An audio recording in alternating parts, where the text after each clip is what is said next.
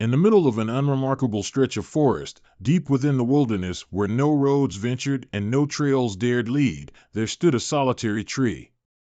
This tree, unlike the others surrounding it, was twisted and gnarled, with bark as black as charcoal and branches that reached out like the claws of a monstrous beast. The locals knew it as the Black Tree, and even in a region where superstition held sway over many minds, its legend stood apart. No one knew how long the Black Tree had been there, but it was said to be ancient, older than the village itself, older than the hills, perhaps as old as the earth. Those who lived nearby avoided it at all costs. Hunters marked it on their maps as a place never to approach. Children were warned with stories passed down through generations, stories of strange happenings and disappearances tied to that sinister tree. For years, the tree stood untouched, its eerie presence a quiet whisper in the back of everyone's mind. But things changed when new residents moved into the old farmhouse at the edge of the forest. A man named Elias and his wife Sarah had come to escape the pressures of city life, seeking peace and solitude in the quiet of the countryside. The house, a forgotten relic of another time, sat abandoned for decades until the couple found it, nestled between the hills and the trees. Elias, practical and uninterested in local lore, had heard the stories of the Black Tree but dismissed them as nothing more than small-town superstition. Sarah, a lover of nature, found herself drawn to the forest and spent long hours wandering among the towering oaks and pines. It wasn't long before she discovered the Black Tree. The first time she saw it, she felt an inexplicable sense of unease. It towered above the other trees, its black bark and twisted branches in stark contrast to the vibrant greens and browns of the forest. The air around it seemed colder, and there was a heaviness in the atmosphere, like a weight pressing down from all sides. Sarah didn't go near it, but she couldn't shake the feeling that something wasn't right about the place. Over the following weeks, strange things began to happen. It started small. Sarah would wake up in the middle of the night to hear the distant sound of branches creaking in the wind, though the air outside was still. She'd look out the window and see the forest swaying as though in a storm, but the trees closest to the house remained perfectly still. Once, she swore she saw movement just beyond the tree line, a shadowy figure darting between the trunks, but when she blinked, it was gone. Elias brushed off her concerns, attributing the sounds and sights to the isolation they weren't used to. The countryside had its own rhythms, after all. But Sarah couldn't shake the feeling that something was watching them. Then came the animals.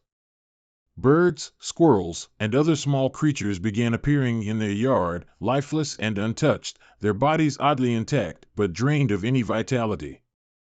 Their eyes were glassy, their fur stiff. Elias disposed of them without much thought, though Sarah grew more disturbed with each new discovery. One evening, as the sun dipped low behind the hills and the shadows stretched long, Sarah ventured into the woods again. This time, she felt an overwhelming urge to return to the Black Tree. She tried to fight it, but it was as if the tree itself was calling to her, pulling her closer. Her feet moved almost of their own accord, leading her deeper into the woods, the familiar path twisting in ways it hadn't before. When she reached the clearing, she froze. The Black Tree stood there, as ominous as ever, but something had changed. The ground around its base was blackened, the grass and underbrush withered and dead, as though life itself had been drained from the soil. The tree's bark seemed to ripple, as if something beneath the surface was moving, shifting.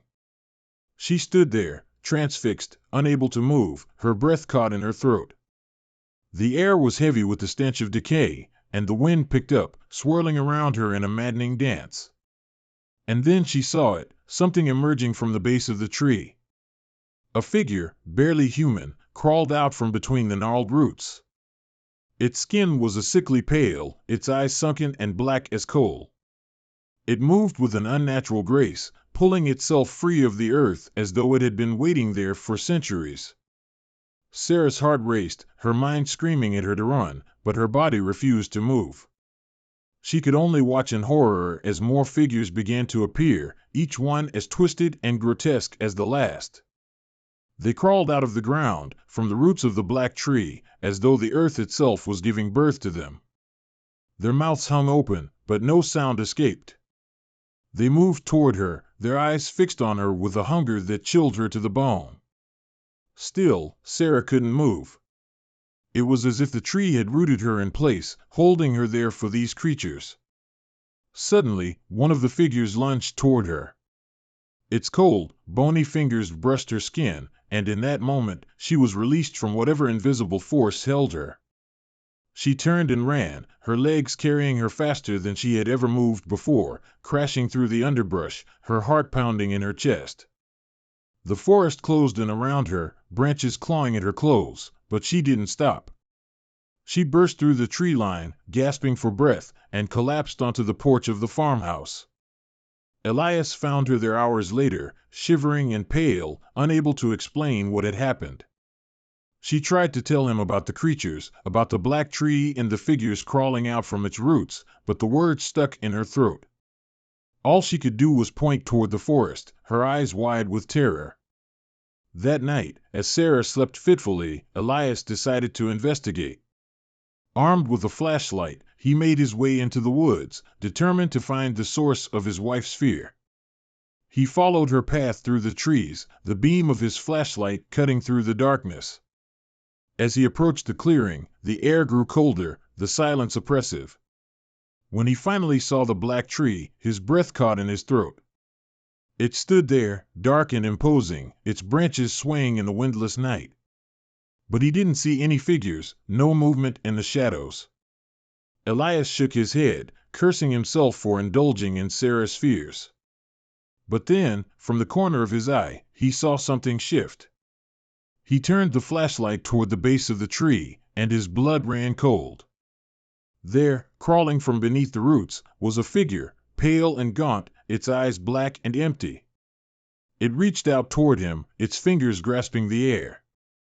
Elias stumbled back, the flashlight slipping from his hand as he turned to run. As he fled, the forest seemed to close in around him. The trees twisted and bent, their branches reaching for him like claws. He could hear something behind him, footsteps, or perhaps the scraping of nails on bark, but he didn't dare look back. He barely made it out of the forest alive. The next morning, the farmhouse was empty. The locals who lived nearest to the couple noticed they hadn't been seen in days. A search was mounted, but no trace of Elias or Sarah was ever found. The villagers knew where not to look, though. No one dared venture into the forest. And in the center of that dark wood, the black tree still stands, its bark twisted, its roots feeding on something deep below. Occasionally, a hunter or wanderer passing through will glimpse a figure moving in the shadows, or hear the faint sound of something crawling beneath the earth. But no one dares get close enough to see for sure.